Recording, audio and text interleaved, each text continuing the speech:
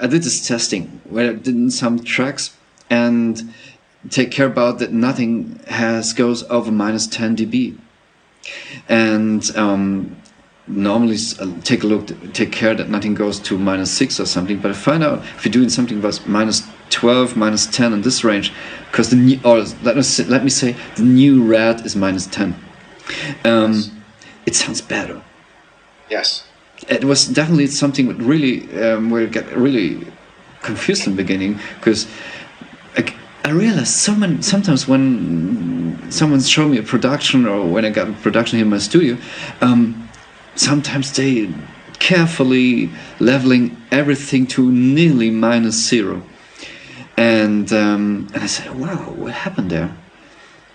So, actually, if you look at the Mio manual, yeah. In fact, if you look at the Mio manual that we wrote in like 2001, you'll find that it recommends that when you're doing a sound check that you set your peaks at minus 12. Okay. We've been saying that for about a decade. Wow. And so the reason for us is that I believe this to be true for pretty much every commercial product that's available on the market today. Okay. But I know that it's true of our products.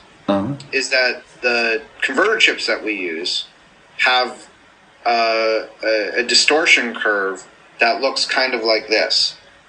You know, basically, if you look at any converter chip, the distortion when the level of the input signal is extremely low is relatively high. Yeah. Because basically the thing is that, you know, the input signal is just right above the bit level, so, you know, you just can't manage the distortion down to the optimal level when the input signal is extremely low. Okay. And what happens is it drops real fast, and then it hits right around here, right around minus 12, minus 6 or so. It hits sort of the minimum. Okay. And then as you go past there, it comes back up. Wow. Okay? So you got that kind of distortion curve. Ah, interesting. And okay. So the idea is that basically what we've always recommended is that you target your peaks to be at the minimum of the distortion curve. Yeah. Now, what are you doing when you do that? I mean, if you set your levels to be around minus 10, minus 12 when you're sound checking, then the minus 12 corresponds to 2 bits, right? So you have a 24-bit converter. And what you're doing is essentially what I was talking about when you're doing fixed point computations. You have to choose where you're going to set the 0 point. Yeah. So that you have headroom. Yeah. Right? Right. Yeah. So you're essentially doing the same thing. You know, the converters are fixed point. You're saying, okay, I'm sort of setting my nominal full scale at minus 12. Now, what you've done by that is that means that the noise floor of the converter relative to the maximum nominal level of your signal is 12 dB higher. Right? I mean, you're trading off, you have the full scale point and you have the noise floor point here. Yeah. And what you're doing is you're saying, I'm going to move the full scale point here. Yeah. So, you know, the dynamic range of the sort of nominal area goes down. And as a result, what you're going to suffer effectively is slightly higher noise. Yeah. Relative to the nominal full scale of the signal. However, the thing is that the converters and the preamps in the boxes are so quiet that extra 12 dB still leaves you in the completely inaudible range. Absolutely. Right? Yeah. So you're not going to perceive that loss, even if you go and you take that after you're all said and done. Let's say that your signal never peaked above minus 12, and you decide that in order to press your CD or make your YouTube or iTunes tune, that in order for it to be level competitive, you need to shift it back up those 2 bits. So now you've effectively moved the dynamic range. The dynamic range hasn't changed. You've effectively moved the noise floor up 12 dB. But the thing is that the noise floor is so low that at 12 dB, you're still way better than like the noise floor of a CD, which is, you know, beyond the range of human hearing. Absolutely. So the thing is that you haven't really lost anything by making that shift. But what you've gained is a lot. because the thing is that now when you're hitting your peak levels, you're in the sweet spot of the distortion characteristics of the converter and the overall converter system. And by being in the sweet spot of the converter system, you're getting essentially the cleanest input path that you can possibly get. Plus, you have an additional 12 dB of headroom protection. Yeah, that's what you need. Because the thing is that everyone always goes over.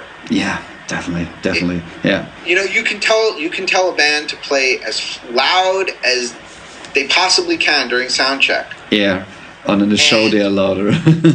when the audience comes in the room, or even just when they start playing and grooving with each other, and they get in the pocket and they're feeling it as opposed to just practicing it. Yeah, they'll get louder. Absolutely. I've never seen a band that doesn't do that. No. So if you're sound checking at, minus 12 or minus 15 or something like that, you're building in some room for real dynamics in the music. Mm-hmm. Plus, you're also optimizing the converters. And the thing is that what you're throwing away you're not throwing away anything that's really valuable. I mean, if you were down at like minus 30 or something like that, then you're starting to get to the point where, now you've taken the 24-bit converter and you've changed it to an 18-bit converter, of which the bottom 4 bits are noise. So now you're like a 14-bit converter. Now you're starting to get to the point where, you're back up on that curve, that distortion curve. Yeah. Right, and if you bring the entire level back up, you've brought your noise floor back up to the point where it actually starts to become audible. Yeah. So the trick to all of this is to try to set things in such a way that you're kind of walking the middle ground. And at least with our converters, that middle ground means peaking at around minus 12 if you want the absolute best results.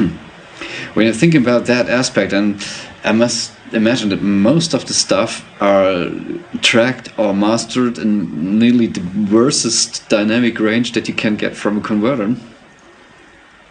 Yeah, absolutely. And then actually on the output side, there's kind of an interesting trick that you can do with the Leo and the ULN8. Yeah. Which is that, those same aspects of it turns out that the input converters are less sensitive. If I remember correctly. So, the distortion goes up less on the input side. Okay. And on the output side, it goes up a little bit more. Wow. Okay. So, and in particular, the thing you've heard about this stuff that, for example, TC's been talking about and the EBU has been talking about with intersample peaks. Yeah. So especially if you have like mastered material that's clipped. Yeah. Oh, yeah. Where you actually have an actual illegal digital stream. When the illegal digital stream is sent through a reconstruction filter on a converter, it will actually generate peaks that are above full scale. Yeah, so it's So the thing about that is that that is how that is responded to by the converter, and the analog in the converter is highly dependent on the implementation of the converter and the analog. Okay. Depending on what op amps or other amplifiers are used and what converter chips are used, a lot of those devices are run with very low rails, and they have the penchant of locking up. So you might get an intersample peak that's like this, right? Back a little bit. So it goes like this, and here's full scale. It goes up above full scale and drops back down. But because it went above full scale, an op amp locks up, and it holds it clipped for like a long period of time before it drops back down. Yeah, so the impact of the intersample peaks can actually be substantially bigger than you would think. All right. Okay. Now, in our tests with the Leos and the ULN8s, and I believe the 282s and the ULN2s, although it's been a long time since I've looked at that aspect of those products, we're pretty good. We clip and then we unclip, and we don't hang out for a long time. But there are lots of other things that will actually react much more badly. And in particular, the sorts of things that will tend to react much more badly are things like, consumer audio playback gear.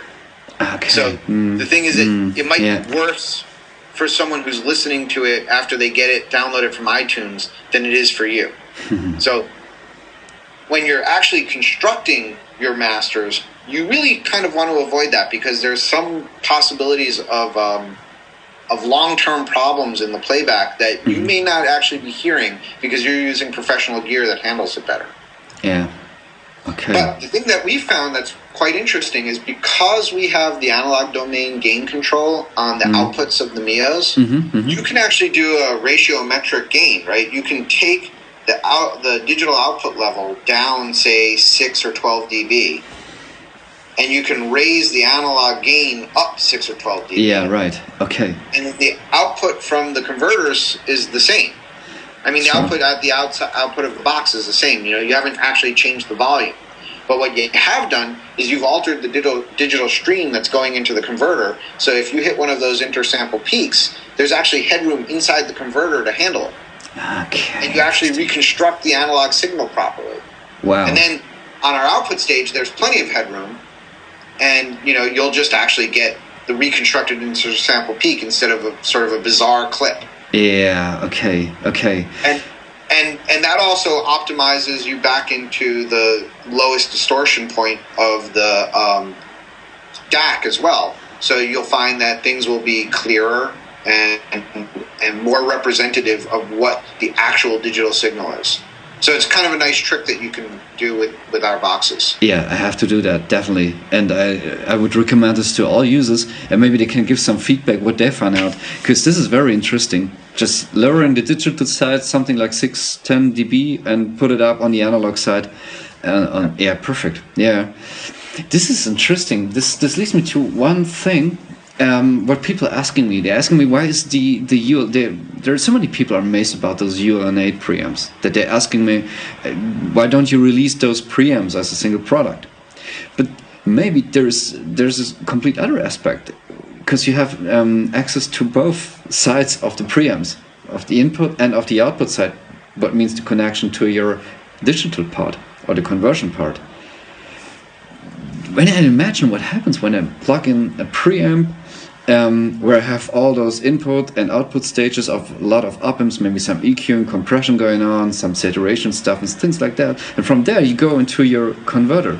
There are some complete different worlds that you really have to match together. Or on the other hand, if you have a chance to match them together, you have a complete different perspective, or we said, yeah, you have a complete different playground where you can work on. Well, it's definitely the case that, you know, when we design this stuff, we optimize the stages for the stuff that follows. Yeah.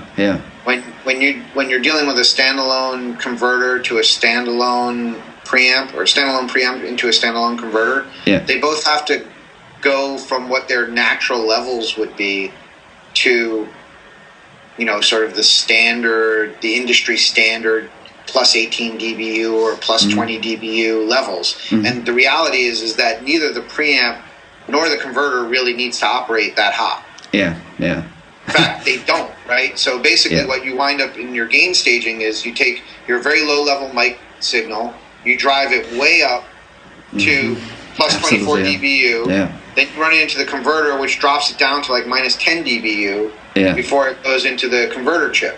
So the thing is that each one of those gain stages has the opportunity to add more noise to the system, right? So if you go from mic level directly to plus 10 for the converter, you don't have the additional potential analog gain injection noise because the pad will remove some of the noise that you generate on the gain, but not all of it. Yeah, and then I'm thinking about all those gain stagings, what it adds as also on distortion. Yep. That's another thing. So that's definitely one of the reasons that we build these integrated products. It's not because, you know, well, if we just took this product out, we could make a better mic preamp as a standalone box, and we could make a better converter as a standalone box.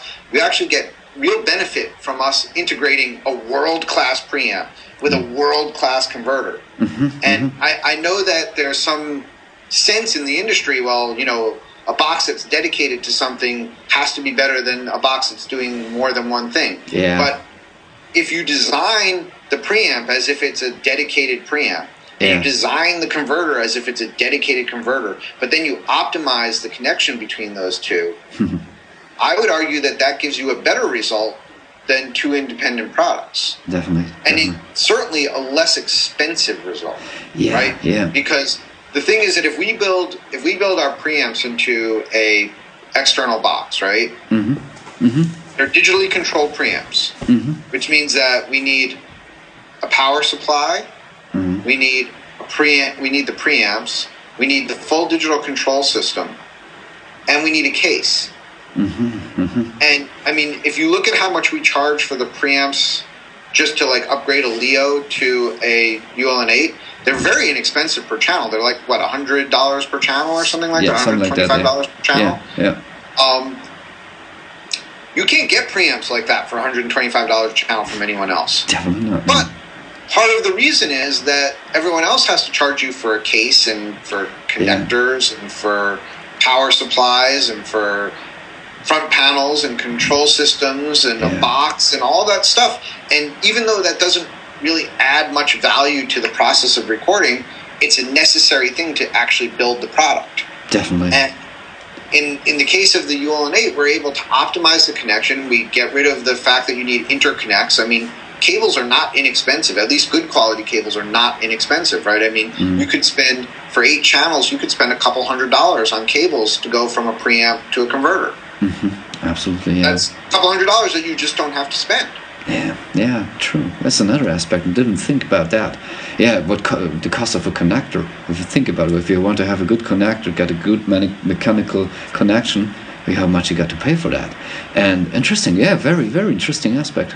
Wow. So, our approach, our design philosophy on that product was that we could actually provide something that was better than a bunch of standalone boxes connected into a system, and provide better system integration as well as better performance for lower cost. Very, very good aspect. Never thought about that. Right. Okay. Well, so as a conclusion, track lower, make better recordings with that, and track as clean as possible, finally. Well, the thing is that basically, you're not going to get benefit from clipping digitally, right? Definitely. I mean, clipping analog is a different question. Yeah. Right? There are character aspects of various analog devices that are engaged when you hit them hard. Yeah. That's just not the case of a converter. When you drive a converter past full scale, you're generating what's called an illegal signal. It is no longer properly sampled. You've generated aliasing products, and it just essentially cannot be right. So you want to avoid it if you possibly can.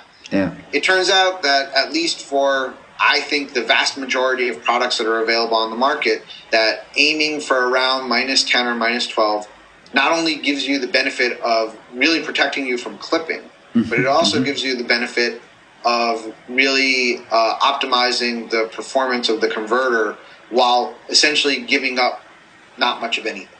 And the reality of the situation is that you can always turn it up digitally, and digital gain is a noiseless process. Okay, yeah, true. You raise the noise floor, that's already recorded, but there's no additional noise added by adding digital gain. And you give yourself the flexibility of adding, unless you're like recording through a transformer or something like that, where you actually are getting that sort of analog soft distortion characteristic that doesn't exceed the digital signal range, so that the anti-aliasing filters and the converters can properly filter out the ultrasonic distortion products. If you're doing that, then maybe there's some benefit to actually hitting things hard, but making sure you don't hit your converter hard. Even if you do that, you still don't want to hit your converter hard.